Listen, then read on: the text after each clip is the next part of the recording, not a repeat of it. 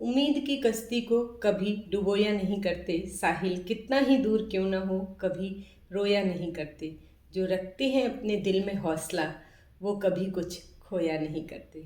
सच ही कहा किसी ने। आज आपको एक छोटी सी कहानी सुनाते हैं। एक राजा थे और उनके सेवक तो बहुत सारे थे, लेकिन दो सेवक ऐसे थे जिन पे उनका विशेष प्यार रहता था और वो हर समय दिन रात उनकी सेवा में जो है रत रहते थे। एक दिन की बात है कि राजा के पड़ोसी एक राजा आया। वो एक सिर्फ पड़ोसी राजा ही नहीं थे, बल्कि राजा के एक परम मित्र भी थे। इसीलिए राजा ने अपने उन दोनों प्रिय सेवकों को बुलाया और उनसे कहा कि मेरे परम मित्र आ रहे हैं और उनकी सेवा में किसी भी तरीके की कोई भी कमी नहीं होनी चाहिए। वो दोनों ने कहा ठीक है। और राजा आए, बहुत आवभगत की गई, लेकिन दोनों ही सेवकों से अनजाने में कुछ ऐसी गलती हो गई कि राजा को बहुत क्रोध आया। ये राजा जो थे थोड़े से मनमौजी भी थे और मूडी भी थे। अगर उन्हें कोई चीज़ अच्छी नहीं लगती थी तो वो सीधे मृत्युदंड दे दिया करते थे। उन्होंने भी कुछ नहीं देखा। उन्हें लगा कि मेरे परम मित्र और एक राजा का हमारे घर में इतना अपमान हुआ है, तो इसलिए उन्होंने अपनी सभा में अपने उन दोनों सेवकों को, जो उनकी बहुत ज़्यादा सेवा करते थे, उनको उन्होंने मृत्युदंड दे दिया। अब कुछ समझ में ही नहीं आ रहा था क्या करें। दोनों बहुत गिड़गिड़ाए, रोए, लेकिन राजा ने कहा नहीं। तभी उन दोनों सेवकों में से एक जो सेवक था वो उठा और राजा के पास जाके बोला, महाराज मुझे 1 साल की मोहलत दीजिए। आप नहीं जानते, मैंने आपको पहले कभी बताया भी नहीं, मेरे अंदर एक और गुण है। मैं बहुत ही अच्छा जादूगर हूँ और मेरे अंदर एक ऐसी कला है, एक ऐसा जादू है जो मैंने आज तक किसी को नहीं बताया। वो मैं अब आपको बता रहा हूँ कि मैं आपके घोड़े को उड़ना सिखा सकता हूँ। आपका प्रिय घोड़ा जिस पे बैठकर आप युद्ध में जाते हैं, कहीं भी जाते हैं, सोचिए अगर वो उड़ना सीख जाएगा तो कोई आपके ऊपर कोई वार नहीं चला पाएगा, कोई आपके ऊपर अटैक नहीं कर पाएगा। आप उड़ के घोड़े से वहाँ से तुरंत निकल जाएंगे। राजा को पहले ये बात बड़ी अटपटी सी लगी, लेकिन उसने जिस कॉन्फिडेंस के साथ और जिस उससे कहा था, सारे जितने भी मंत्री लोग और वहाँ पे जितने मौजूद गण थे सभागार में, सभी आश्चर्य में रह गए कि ये क्या बात थी, ये तो कभी पता ही नहीं पड़ी। लेकिन राजा जो था वो उनके सेवक थे, उनकी बात सुनता था। उसे लगा शायद इसके अंदर कोई ऐसी बात हो और ये कह रहा हो। राजा ने तुरंत कहा कि इसको 1 साल के लिए कारागार में डाल दिया जाए और जो ये हमारा एक और सेवक है इसको मृत्युदंड दे दिया जाए। दोनों ही सेवक बंदी बनाकर कारागृह की ओर ले जाने लगे। तब पहले वाले ने कहा, तुम्हें कोई और जानता हो या ना जानता हो, लेकिन मैं तो तुम्हें बहुत अच्छे से जानता हूँ।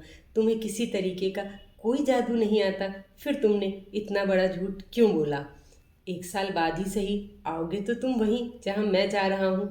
तुम राजा को जानते हो, एक बार जो ये कह देते हैं फिर नहीं करते, और अगर कहीं तुम्हारा झूठ पकड़ा गया फिर क्या होगा? तो उसने मुस्करा कर कहा, उम्मीद का दामन थामे रखो। मैंने 1 साल का समय मांगकर अपने आगे 4-5 परिस्थितियों को इतना साफ कर लिया है कि अगर मान लीजिए इस 1 साल में राजा की मृत्यु हो जाती है तो मेरा मृत्युदंड यूं ही खत्म हो जाएगा, क्योंकि बाकी किसी को मुझसे कोई शिकायत नहीं थी।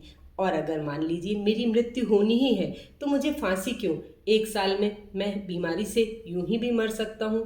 बोला, तीसरी परिस्थिति ऐसी भी हो सकती है कि राजा को कभी हमारे द्वारा की हुई सेवाओं की याद आए और उसे लगे कि वो गलती जो थी वो एक छोटी सी थी, ऐसी कोई विशेष गलती नहीं थी जिसके लिए हमें मृत्युदंड दिया जाए, वो हमें माफ़ कर दे। या ऐसा हो सकता हूँ इस 1 साल में मैं इतना प्रयास करूँ जादू का कि मैं वास्तव में ऐसा सीख जाऊँ और राजा के घोड़े को उड़ना सिखा दूँ। और एक और परिस्थिति हो सकती है, हो सकता है राजा का घोड़ा ही मर जाए। अगर वो मर गया तो फिर तो मैं यूं ही मुक्त हो जाऊंगा।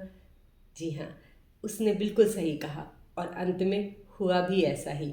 1 साल के अंदर ही पूरी महामारी फैली और वो राजा नहीं रहे और वो स्वतंत्र हो गया। जी हाँ, कहा जाता है उम्मीद का दामन अंतिम समय तक थामे रखिए।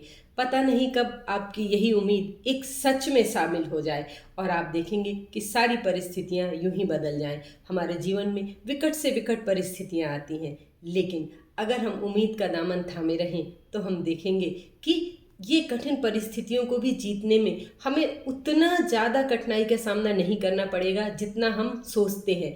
क्योंकि कहा जाता है कि एक उम्मीद जो है वो आपको जीवन में काफ़ी आगे ले जा सकती है। जैसे जब बहुत घना कोहरा हो, हमें कुछ दिखाई ना पड़े, तो हम क्या करते हैं, हमारे पास कोई और रास्ता नहीं रहता, बस एक एक कदम आगे चलने का।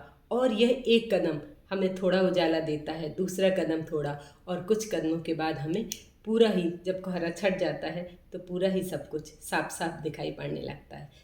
अंत में आपसे फिर इतना ही कहना चाहूँगी, सुबह उठते ही अपने जीवन में एक छोटा सा लक्ष्य निर्धारित करिए और शाम तक, जब तक आप उस लक्ष्य को प्राप्त न कर ले, अपनी जी जान लगा दीजिए। आप देखेंगे धीमे धीमे आपका जीवन बदलने लगेगा।